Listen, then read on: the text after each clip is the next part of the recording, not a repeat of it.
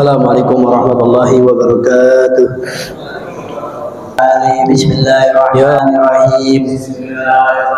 Allahumma salli ala Sayyidina Muhammadin salatan tukhrijuna min dhulumatil wahmi wa tukrimuna binuril fahmi wa tudihu lana ma'ashkala hatta yufhama innaka anta ta'lam wa la a'lam innaka anta alamul ghuyub. Allahumma inna nas'aluka rahman nabiyyin wa hifdzal mursalin wa ilhamal malaikatil muqarrabin.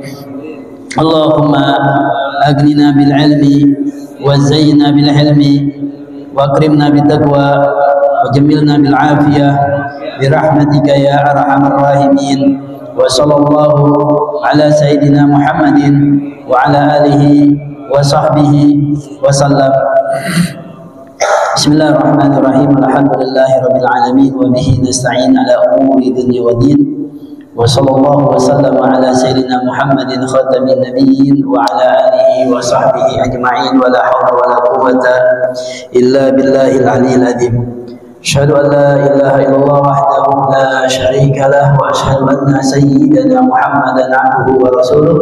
Allahumma salli ala sayyidina Muhammad al-fatih lima ughliqa wal khatim lima sabaq nasiril haqq bil haqq wal hadi ila siratikal mustaqim wa ala alihi wa sahbihi haqqa qadrihi wa miqdarihi al-azim. Amma ba'd. Alhamdulillah, segala puji bagi Allah Subhanahu wa taala, yang mana Allah Subhanahu wa taala telah memberikan kita dengan bermacam-macam nikmatnya, dari nikmat iman, Islam, nikmat sehat wal afiah, dengan nikmatnya lagi sehingga kita bisa hadir di tempat yang insyaallah diberkahi oleh Allah Subhanahu wa taala. Mudah-mudahan keberadaan kita di sini diberkahi oleh Allah Subhanahu wa taala, diampuni segala dosa-dosanya oleh Allah Subhanahu wa taala. Amin amin ya rabbal alamin. Alhamdulillah, kita masih melanjuti dalam kitab Fathul Gharib Al-Mujib ala Tahdhib Targhib wa Tarhib, ya, yang disusun oleh As-Salamah Sayyid Alawi bin Abbas Al-Maliki, dari hadis At-Targhib fil Khusyu'. Ya, kita masuk At-Targhib fil Khusyu' fi shalah wa fi itmam arkaniha wa tarhib min al-harakah wal iltifat fi shalah. Ya, menyempurnakan yang kemarin, ya. Kemarin baru sedikit kita bahas, belum sempurna.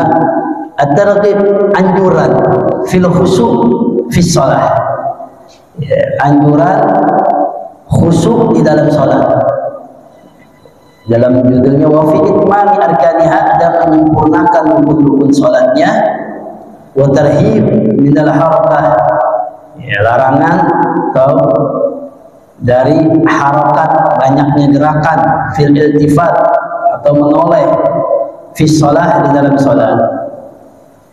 Ancaman, ya, bagi orang yang bergerak, tarhib ancaman, al harakah dia bergerak, atau iltifat menoleh ke kanan, ke kiri atau ke atas, ya, fi shalah, di dalam salat, di dalam salatnya. Allah Subhanahu wa taala berfirman, qad aflahal mu'minun alladzina hum fi salatihim khashi'un. Ya. Dalam suratnya, surat Al-Mu'minun, qad aflahal mu'minun. Qad di sini litahqiq, sungguh, ya, benar-benar. Aflahal mu'minun, beruntung orang-orang mukmin. Jadi qad di sini litahqiq, benar-benar, ya, orang-orang mukmin ini beruntung, ya, mendapatkan keberuntungan oleh Allah Subhanahu wa taala. Alladzina hum fi salatihim khashi'un, yang mana mereka itu di dalam salatnya khusyuk. Ya, ciri-ciri orang mukmin itu di dalam salatnya dia khusyuk. Kalau benar-benar beriman kepada Allah, salah satu tanda dia mukmin yang benar-benar mukmin. Ya, artinya nggak sekedar percaya doang kepada Allah. Ya, karena mukmin itu kan orang yang beriman. Semua orang yang mengaku dirinya orang Islam, ya, orang yang beriman, mukmin. Ya, tapi mukmin yang sebenarnya adalah yang benar-benar dia khusyuk ketika di dalam melaksanakan salatnya. Ya, khusyuk ini dia tenang, Ya, anta'budallaha ka'annaka tarahu fa in lam takun tarahu fa innahu yarah. Artinya khusyuk dia hanya khusus dirinya kepada Allah Subhanahu wa taala. Wal makna ya al-faz, di makna al-aflaha faz, beruntung, sukses. Ya. Fawzul mu'minin alladzina yaqbiluna fi salatihim bi munajati rabbihim, yang mana dia munajat kepada Allah benar-benar dia khusyuk kepadanya. Wa yafrughuna qulubahum minasyawaghil, yang mana kekhusyuannya itu dia menjadi khusyuk dikosongkan segala hal-hal yang menyibukkan dia. Jadi dia khusyuk, urusan dunia udah hilang udah. Ya, dia udah nggak mikirin sana sini. Dia nggak mikirin yang sono, pekerjaan ini, pekerjaan itu. Ketika sholat dia khusyuk menghadap Allah Subhanahu wa taala. Itu namanya khusyuk. Kalau sholatnya dia masih mikirin kerjaan, di sholatnya masih mikirin sesuatu barang, di dalam sholatnya masih ngelamun sholat sini, namanya khusyuk. Ya, khusyuk ini hal dia mengosongkan segala kesibukan masalah duniawi. Dia kembali kepada Allah Subhanahu wa taala. Nah, ini namanya khusyuk. Makanya diibaratkan ketika dia sholat, di samping kiri, di samping kanannya dia nggak tahu ya ada siapa, ada yang di samping dia. Di ketika sholat ada orang yang datang, dia nggak tahu, lagi khusyuk. Kalau masih tahu berarti dia masih belum khusyuk, itu namanya wah si fulan datang nih.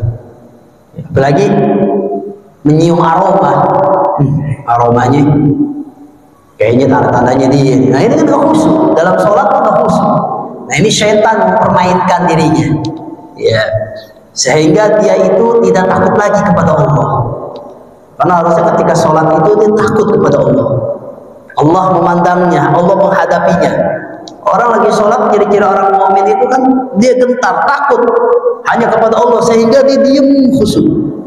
Ketika kita kalau misalnya ujian tuh, aku dulu SD ada pengawas di depannya, nggak ada yang berani nengok kiri kanan. Kenapa? Takut. Soalnya dilihatin kok pengawasnya. Sholat tuh seakan-akan kita dipantau oleh Allah Subhanahu wa taala. Jadi bagi orang yang mukmin, yang beriman, dia tahu Allah lagi memandang dirinya, sehingga dia takut untuk memalingkan hatinya, memalingkan selain Allah Subhanahu wa ta'ala, sehingga dia khusyuk. Namanya khusyuk, jadi takut. Nah, setan waswis menggerogotkan hatinya sehingga melemahkan rasa takutnya. Nah, sehingga dia apa? Dia itu bubar.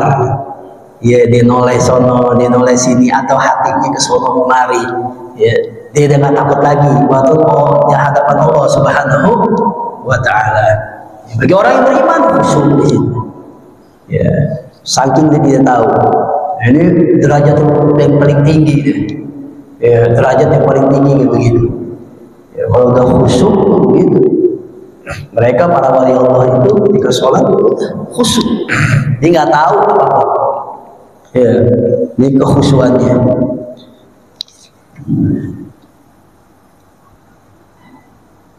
Wa an Uqbah bin Amir radhiyallahu anhu qala, dari Uqbah bin Amir radhiyallahu anhu qala, qala Rasulullah sallallahu alaihi wasallam, Nabi sallallahu alaihi wasallam bersabda, "Ma min ahadin yatawaddau." Ya, sedikit mengulang ya. "Ma min ahadin." Tidaklah dari seseorang yatawaddau, berwudu. Maksudnya apa? Tidaklah seseorang dari orang itu, dari kalian itu berwudu, fayutimmal wudu bi adabihi wa arkanihi. Ya, dengan dia menyempurnakan wudunya, menggunakan adab di dalam berwudu, memakai kewajiban-kewajiban wudunya, furudul wudunya, fardu-fardu wudunya dilaksanain. Ya, fayuhsinu al-wudu, maksudnya dibaguskan wudunya. Ya. Fayusalli raka'ataini, kemudian dia sholat sunnah setelah wudu. Yuqbila biqalbihi wajihi alaihima, ya, dia menghadap hatinya, wajahnya, keduanya menghadap Allah Subhanahu wa taala, artinya khusyuk. Ya, dikatakan di sini al-khusyuknya zahir wa batinan. Ya, isyarah ila talabil khusyuk al-zahir wal batinan. Ya, biluhu wujub wajhihi. menghadap hatinya dan wajahnya isyarat. Dalam sholatnya itu dia khusyuk secara zahir dan secara batin. Diam, secara nampak dia diam. Hatinya juga kepada Allah Subhanahu wa Ta'ala. Namanya khusyuk. Ya, itu namanya al-zahir. Ini isyarat. Illa wajabat lahul jannah. Orang yang semacam itu nanti kecuali Allah akan wajib baginya mendapatkan surganya Allah Subhanahu wa Ta'ala. Jadi wudunya dibagusin, gitu. Dia sholat sunnah, ya sunnatul wudu atau sholat sunnah yang lain, dibagusin wudunya, tatawuan, hatinya menghadap Allah, ya, disempurnakan segalanya. Orang yang semacam itu wajib baginya masuk surga. Ya. Wa an Abi Hurairah radhiyallahu anhu, dari Abu Hurairah radhiyallahu anhu, anna rajulan dakhala al-masjid. Sesungguhnya seseorang masuk ke masjid. Ini rajulan di sini yaitu wa huwa mubhamun lam yusam. Ya, ada seseorang tetapi nggak disebutin namanya. Ya, orang kalau nggak disebutin namanya ya udah rajul atau fulan. Ya, nggak disebutin namanya. Walau qad dzalika fi sahihil hadis. Kalau yang semacam ini ke dalam ilmu hadis tidak membatalkan kesahihan hadisnya. Walaupun enggak disebutkan nama seseorang yang diceritakan, di sini disebutkan anna rajulan, sesungguhnya ada seorang laki-laki dakhala masjid. Orangnya nggak tahu siapa, enggak disebutkan namanya. Walaupun ada yang mengatakan kil huwa Khalid bin Rafi namanya. Ya. Tapi kalau nggak disebutkan itu lil furudi dzalika fil matan dunal isnad, enggak apa-apa, tidak membatalkan kesahihan hadis. Kenapa? Karena yang tidak disebutkannya itu adalah matannya saja, bukan sanadnya. Jadi kalau riwayat hadis yang batal atau tidak sahnya, tidak sahihnya dari hadis tersebut, kalau yang nggak disebutin sanadnya, sanad itu yang meriwayatkan. Nah ini bukan, yang tidak disebutkan namanya adalah secara matan hadis itu bunyi hadisnya, namanya matan. Ya, kalau dalam bahasa Arab matan itu bunyi hadisnya, matannya itu an abi innamal a'malu binniyat, itu matannya itu. Kalau riwayat tuh an Abi Hurairah an ini an Abu Bakar an terus an itu namanya riwayat. Nah kata para ulama, kalau seseorang menyebutkan nama di dalam matan itu tidak merusak kesahihan hadisnya. Kalau yang tidak disebutkan matanya, kayak tadi itu anna rajulan, sesungguhnya seseorang, mungkin ya sahabat meriwayatkan itu masih belum jelas ini siapa orangnya, nggak asal lebah. Sahabat orang yang masya Allah, nggak kayak kita, kayaknya ya gitu kan, kayaknya kalau belum jelas. Ya, kalau sahabat Nabi kalau benar-benar jelas baru disebutin. Ya, ini mungkin masih mubham, belum jelas siapa namanya. Walaupun ada yang mengatakan namanya Khalid bin Rafi dari sahabat Nabi. Nah ini sebenarnya kita tahu juga, kalau yang tidak jelas sanadnya, riwayatnya baru jatuh derajat kesahihannya. Ya, dari ini nggak tahu ini siapa ini. Misalnya Abdullah ini siapa ini, anaknya siapa, nggak jelas. Itu riwayat hadis, nggak diterima hadisnya. Harus jelas dari ini, dari gurunya, dari ini jelas sampai Nabi Muhammad. Nah itu namanya sanad, namanya sanad. Ya, itu yang penting. Ya, dalam belajar kita juga harus memiliki sanad. Ya, nggak boleh kita belajar itu sembarangan. Kita harus tahu siapa gurunya, dari mana dia ngajar, belajar, gurunya siapa, guru-gurunya lagi siapa, itu sanad namanya. Musalsal tuh, nyambung tuh, sampai Nabi Muhammad SAW. Jangan sampai kita belajar gurunya siapa yang YouTube apa siapa. Nah ini masalah di sini, terputus namanya. Nah, dalam riwayat hadis itu nggak diterima, namanya sanad. Ini sedikit kita jelasin biar kita sedikit paham bahwasanya ya sahabat Nabi SAW anna rajulan menceritakan Abu Hurairah bahwasanya seseorang dakhala masjid, ada masuk masjid. Ya, wa Rasulullah jalisun fi nahiyatil masjid, dan Rasulullah SAW sedang duduk di pinggiran masjid, ya, di janib, di samping masjid, nggak di tengah-tengah, di pinggir, ya, masjid. Jadi ada orang masuk, sedangkan posisi Nabi lagi di pinggir. Fasolat, orang masuk langsung sholat. Benar, sholat tahiyatul masjid. Ya, kita kalau masuk masjid, ya, kalau kita bisa sempat untuk langsung sholat dulu. Ya, nawaitul i'tikaf dulu, niatul i'tikaf di hadal masjid, niatin sholatul i'tikaf. Ya, kita sholat atau sholat sunnah, jangan langsung duduk. Ini sunnah. Ya, di dalam kita masuk ke dalam masjid. Fasolat, orang sholat tersebut. Tsumma jaa fasallama alaihi. Kemudian selesai sholat, orang tersebut datang lagi kepada Nabi, menghampiri Nabi. Fasallama alaihi, memberi salam kepada Nabi. Faqala lahu Rasulullah sallallahu alaihi wasallam, maka Nabi sallallahu alaihi wasallam ya berkata kepadanya, waalaikumsalam. Dibalas salamnya oleh Nabi. Cuman setelah itu Nabi katakan, irji fasalli fa innaka lam tusalli, kata Nabi.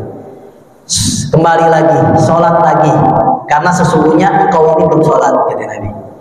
Ya, Nabi ketika dia datang, Nabi suruh sholat lagi.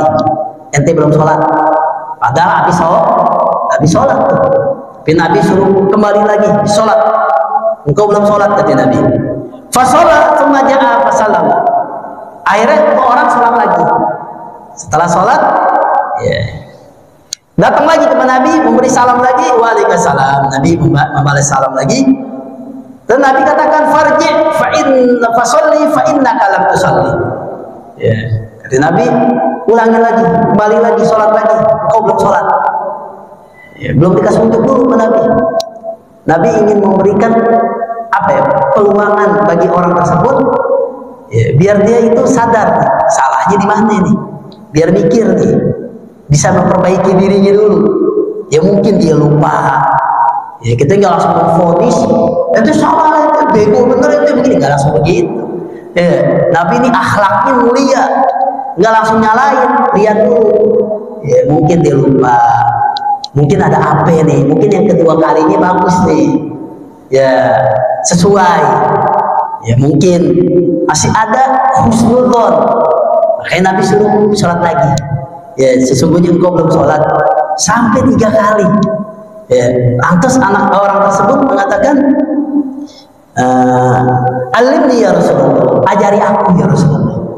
Dibingung salahnya di mana. Ya, udah sholat disuruh sholat lagi, selesai sholat disuruh sholat lagi. Ya, sampai dia nyadar. Kan kalau orang nyadar, kan kalau orang taklim itu kan mau hendak. Kalau orang taklim dipaksa itu menyangkut. Ya. Kalau dia udah merasa butuh dirinya, ya Allah ini nggak bisa. Kalau begitu ajarin aneh dong. Lebih terbuka itu. Ya. Ketimbang enak, malu, terpaksa, itu biasanya nggak nyangkut kayak begitu, nggak berkah. Karena niatnya itu bukan lillahi ta'ala.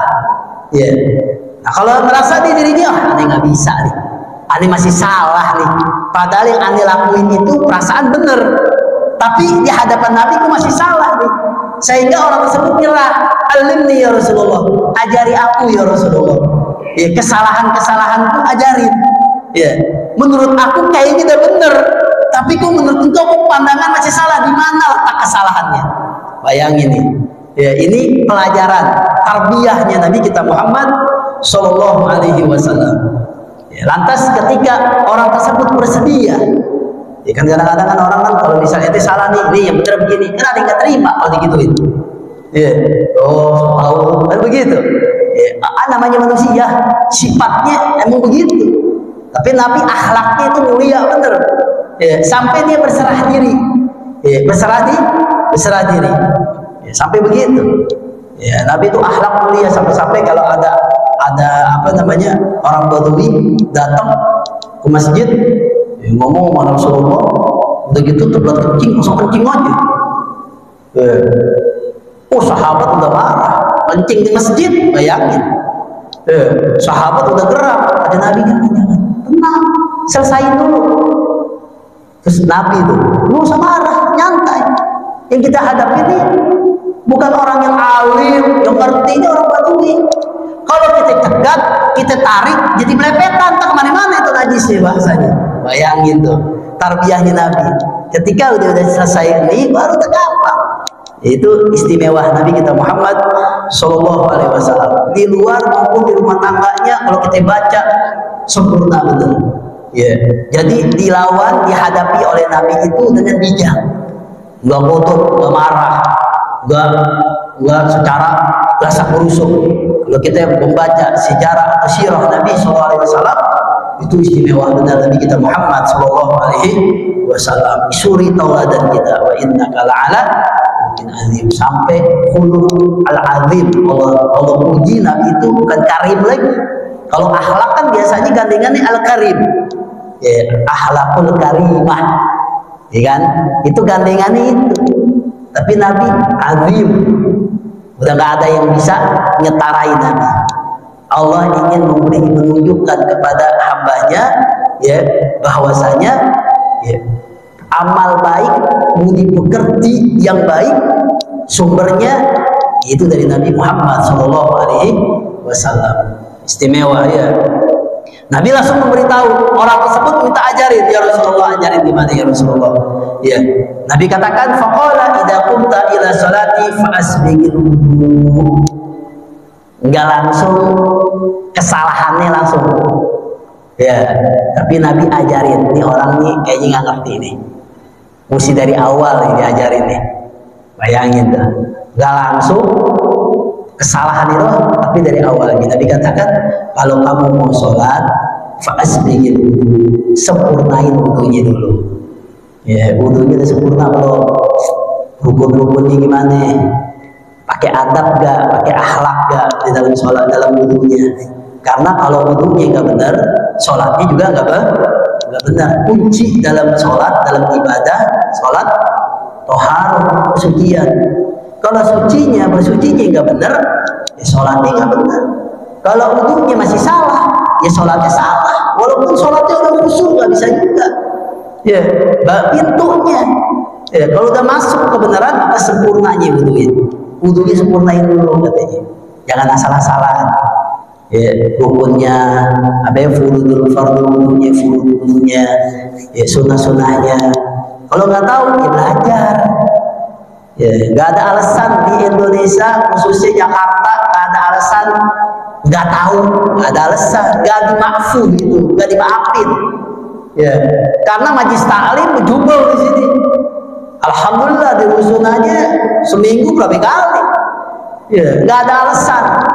Ya, itu namanya udah tuntutan kita, kewajiban kita untuk mengetahuinya. Karena kenapa? Karena kita wajib untuk setiap hari melaksanakan sholat 5 waktu, mempelajari ilmunya, ya, hal-hal yang bersangkutan dengan sholat wajib. Gak ada alasan, gak tahu, gak ada alasan. Ya, tanya, taklim, hadir majlis taklim, paksain diri kita untuk hadir majlis taklim. Biar apa sih? Untuk kebaikan kita, untuk kemaslahatan kita, untuk keselamatan kita, fitunya wal akhirat. Kembalinya pada kita. Kalau kita paham, kita bisa, kita ngerti, kembali kepada siapa? Sholat kita benar, wudu kita benar, yang diterima, yang sah, yang kebaliknya kepada diri kita sendiri. Maka kita jangan bosan-bosan, istiqomah, ya, di dalam menuntut ilmu. Ya, jangan sampai kita malas-malasan. Waliyadzubillah. Maka kata Nabi, fa'asbighil wudu, sempurnakan wudunya dulu. Kalau mau sholat, sempurnain wudunya dulu. Kemudian tsumastaqbil qiblah. Ketika habis selesai wudu, dalam masuk ke masjid, fastaqbil qiblah. Ya, maka ya, fastaqbilil qiblah, menghadap kiblat. Hadap kiblat dulu. Kita mau sholat jangan langsung takbir.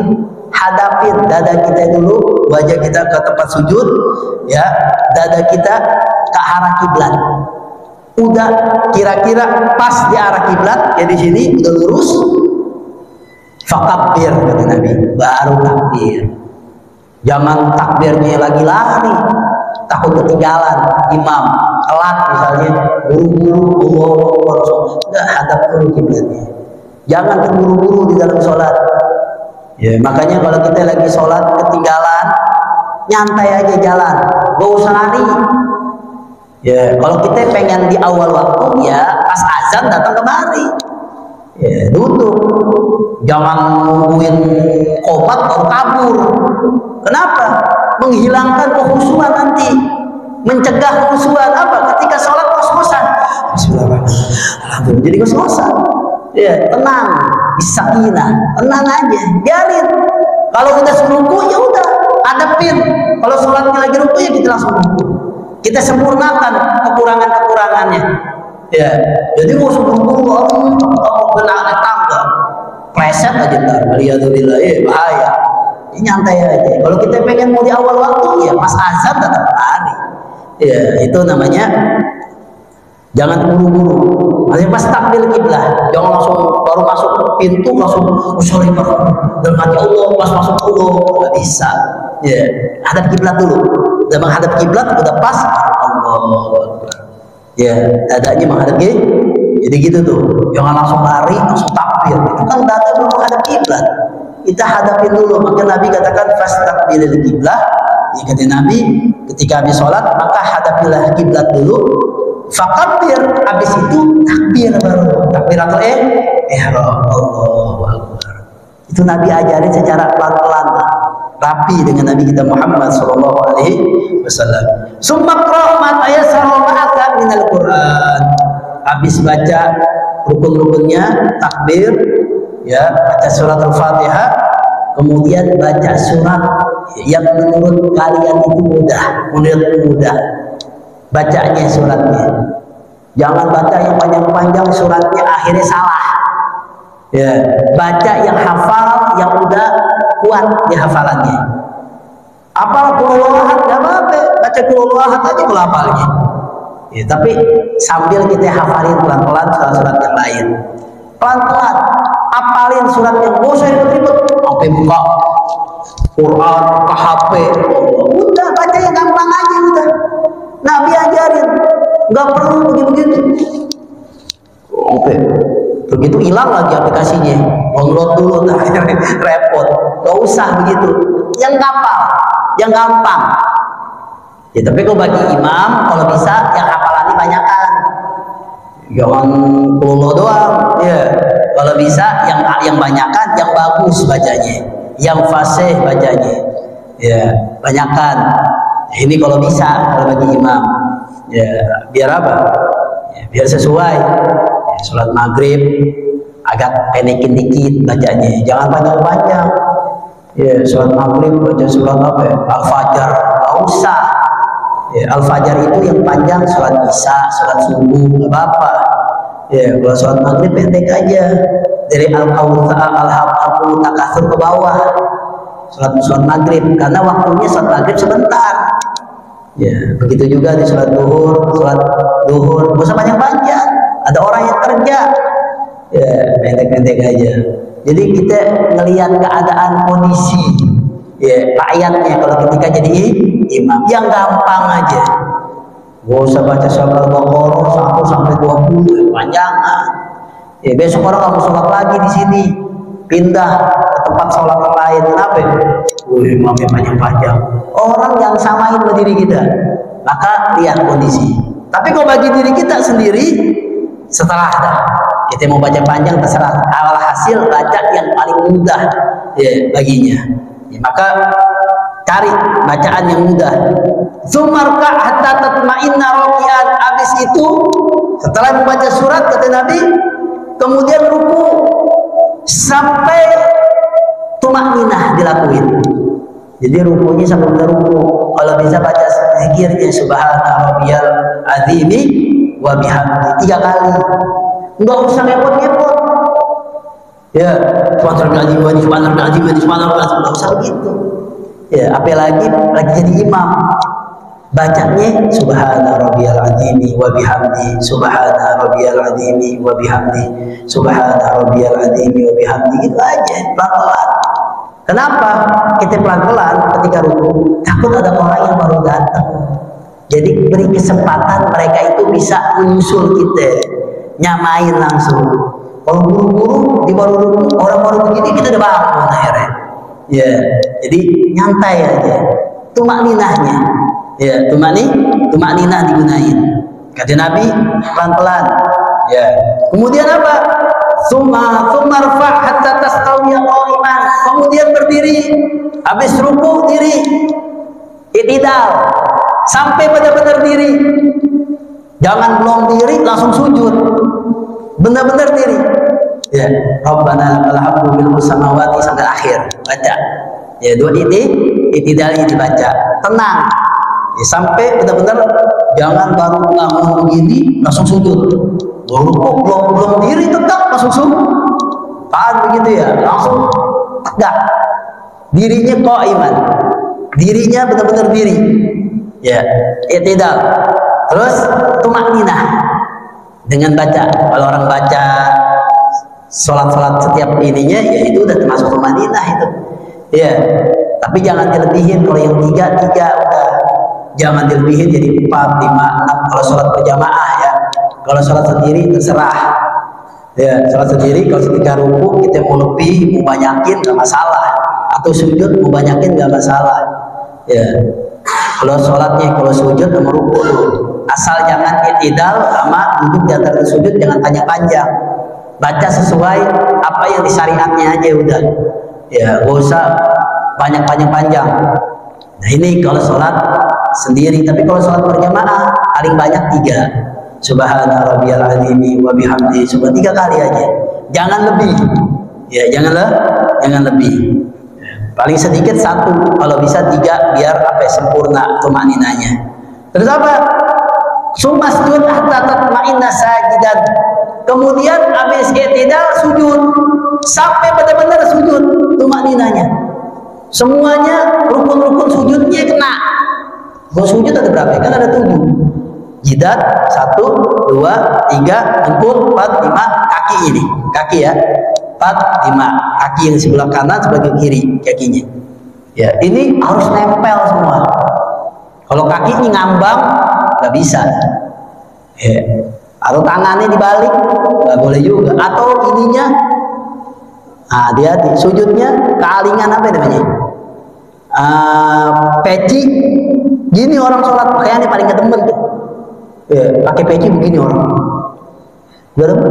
Siapa kayak orangnya? Gak enak aja dilihat, gak demen. Jangan ikutin. Peci yang benar begini tuh. Ininya kelihatan pas sujudnya. Begini atau begini.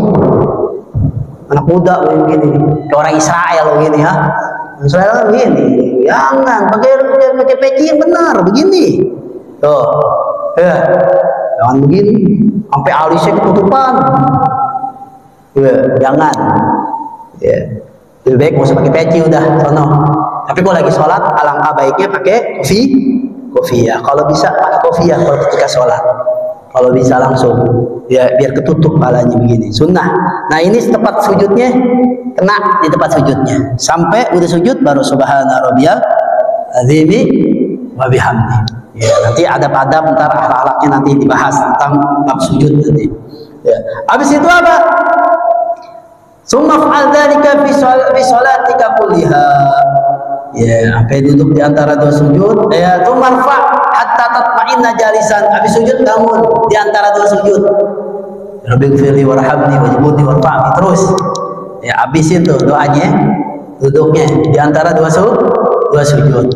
Ya, baca. Habis itu sujud lagi kayak tadi. Tumakninah juga. Habis itu cuman baru af'al dzalika fi kulli fi sholatika kulliha. Kemudian lakuin kata Nabi setiap kamu sholat. Lakuin sama di rakaat pertama sama dengan rakaat kedua kayak gitu juga. Ya, ada tumakninah dan imamnya. Alhasil hadis anan Nabi lahir bidzalika ar-rajul al-musalli. Ya, walhasil ini hadis bahwasanya Nabi memperhatikan ada seseorang yang lagi sholat. Ya. Annahu lam yatimma arkana sholat. Nabi lihat nih orang tidak menyempurnakan rukun-rukun sholatnya. Nabi lihat. Fa sholatu batilah. Maka sholatnya batal. Kalau orang sholat nggak pakai rukun, maka sholatnya batal. Ya, nggak pakai tumakninah ini kan salah satu rukun sholat. Ya, dalam mazhab Imam Syafi'i. Mazhab Imam Syafi'i salah satunya adalah di antara rukun sholat salah satunya tumakninah. Ketika apa? Ketika ruku, ketika i'tidal, ketika sujud, dan ketika duduk di antara dua sujud. Ini harus tumakninah. Ya. Jadi itu ingat tuh, ketika apa ya? Ruku, tumakninah, bangun, i'tidal, tumakninah tuh diam. Kadarnya subhanallah. Ya, di kadar paling sedikitnya. Subhana rabbiyal azimi wa bihamdi, sekali itu paling sedikitnya. Terus sujud tumakninah. Duduk di antara dua sujud tumakninah. Itu harus tumakninah. Ya. Nah, ini wajib rukun. Nabi ajarin semacam itu. Ya. Walahid. Ya. Terus walhasil Allah yusiku tumakninah. Dia rusak dalam tumakninah. Ya. Falam ya'rif ar-rajul al-musallam, dia enggak tahu. Fa'alamahu Nabi sallallahu alaihi wasallam fi ada'i salat. Nabi ajarin tuh tadi, seperti tadi. Rukun-rukunnya, ya rukun salat kan tumakninah, wa syurutiha, surut-surutnya, syarat-syaratnya Nabi ajarin. Salah satunya bersuci, terus menghadap kiblat. Itu salah satu kan rukun salat. Ya rukun salat itu kan ya menutup aurat. Kenapa nggak disebutin nama Nabi? Ya karena orang tersebut udah menutup aurat, pakaiannya panjang. Ya mungkin nama Nabi nggak disebutin lagi. Yang dilihat nama Nabi kekurangan-kekurangan. Makanya Nabi ajarin hal semacam itu olehnya. Ya sama tumakninah. Karena kenapa orang tumakninah itu ya membuat was-was. Jadi hati kalau nggak tumakninah dia buru-buru, bawaannya mau cepet-cepet. Kalau tumakninah kan tenang. Ya, maka Nabi katakan kamu janganlah sholat seperti ayam mematok. Ya, ayam matok kalau kita lihat cepat bukan main. Ya, sholat tuh jangan belum sholat raweh. Oh, sian orang tua bunyi semua nih dengkul, letok ya, sian. Tenang, mau ngapain? Kita sholat menghadap Allah. Kalau mau buru-buru tar aja sholatnya. Ya, jangan mau ngapain? Giliran mau sesuatu yang enak bagi hawa nafsunya maunya lama, menghadap Allah. Nah ini namanya nih hatinya mungkin masih dikerumunin sama syaitan, sehingga dia nggak merasakan nikmatnya, lezatnya ketika munajat kepada Allah Subhanahu wa Ta'ala. Ya berarti masih kotor kita punya hati. Kalau urusan duniawi pengennya lama, tapi di urusan sholat pengen buru-buru, berarti masalah nih hawa nafsu kita. Berarti kita nggak mau dekat sama Allah Subhanahu Wa Taala. Ya, naudzubillah. Nah, ini masalah bagi diri kita. Yang tahu siapa? Ya tahu diri kita masing-masing. Ya. Wa makna anna syaitan wasisul musalli. Ya. Makna tersebut bahwasanya syaitan, ya, syaitan ini dari hadis Nabi SAW katakan, kalau Rasulullah SAW Nabi katakan, la lazullahu bilan alal abdi fi salatihi. Ya. Makanya ini Allah senantiasa selalu menghadap kepada hambanya di dalam salatnya. Makanya kan dalam ihsan kan, anta'budullaha ka'annaka tarahu fa illam takun tarahu fa innahu yarah. Engkau beribadah ya seakan-akan engkau melihat Allah. Kalau engkau nggak melihat Allah, sesungguhnya Allah lihat kita. Jadi kalau kita sholat, kita sedang menghadap kepada Allah Subhanahu wa Ta'ala. Ya, makanya kalau ada orang yang sholat lewat di depannya, jangan kita diam, kalau bisa kita gini. Ya, kita cegat. Ya, kita cegat. Biar tuh orang jangan lewat kepada kita. Ya, ada sahabatnya dari Malang. Jika lagi sholat di masjid begini, orang jahil ngerti begini malah salaman. Lagi sholat, maksud dia tuh jangan cegat, malah salaman begini, kacau. Iya, gara-gara apa? Jangan, diam.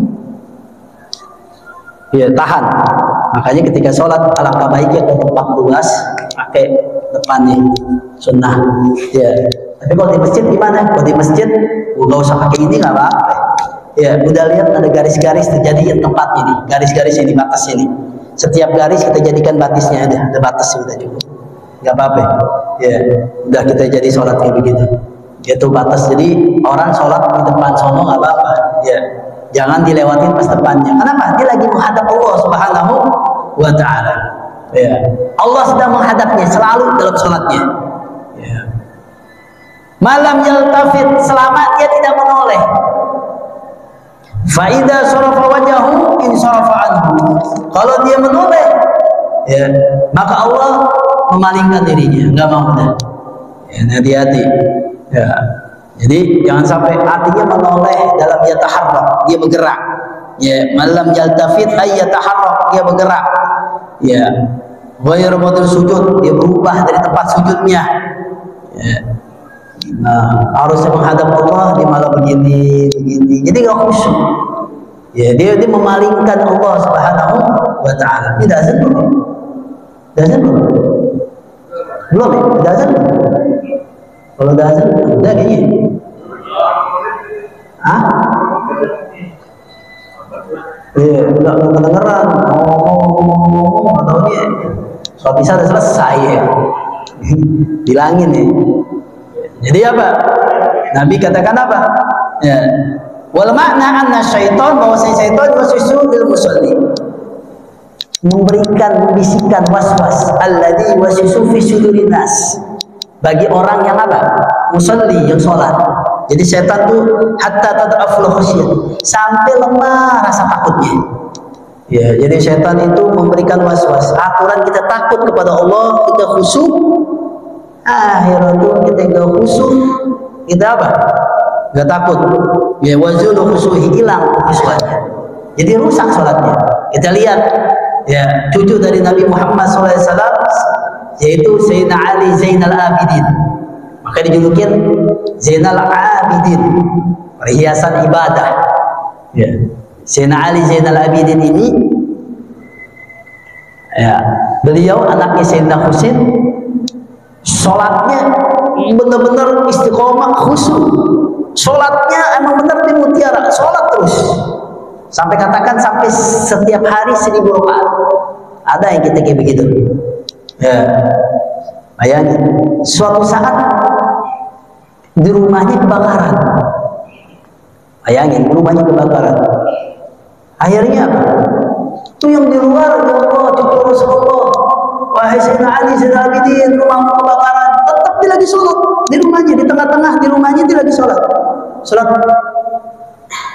Api menghanguskan rumahnya, dan beliau ada di dalamnya. Itu orang mau masuk aja nggak bisa. Ya, menurut belum ada damkar ya. Ya, mau masuk aja bingung. Lewat mana ini? Ya. Teriak doang. Subhanallah, itu habis rumahnya dan beliau masih melaksanakan sholat. Tidak tersentuh sedikit pun oleh api yang semacam itu. Ketika dia selesai sholat, Assalamualaikum warahmatullahi wabarakatuh, dia lihat rumahnya udah habis. Ditanya, ya, wahai Sayyidina Ali Zainal Abidin, apakah engkau gak berasa habis rumahmu dilalap oleh api? Ya, engkau lagi sholat nggak berasa? Kata Sayyidina Ali Zainal Abidin apa? Bagaimana kamu akan berasa dengan api dunia, sedangkan aku lagi takut dengan api akhirat Allah Subhanahu wa Ta'ala, api neraka. Api dunia sih nggak ada panasnya, sehingga nggak berasa, sedangkan dia takut dengan api nerakanya Allah Subhanahu wa Ta'ala. Jadi apa? Nggak ada yang mempan, sedangkan takut kepada Allah Subhanahu, diselamatkan oleh Allah Subhanahu wa Ta'ala. Nah, ini khusyuknya itu bukan main. Sampai ada api yang panas di hadapannya, di sampingnya, mengelilinginya, nggak berasa. Sampai begitu. Kita baru teman kita ngomong aja dia tahu, dengar. Wah, nyolotin ngomongin gue nih. Lagi sholat aja tahu nih. Hah? Dia tahu, nggak khusyuk namanya. Ya. Nah, itu kita jadikan pelajaran bagi kita. Kenapa kita nggak khusyuk? Ya, kita lihat.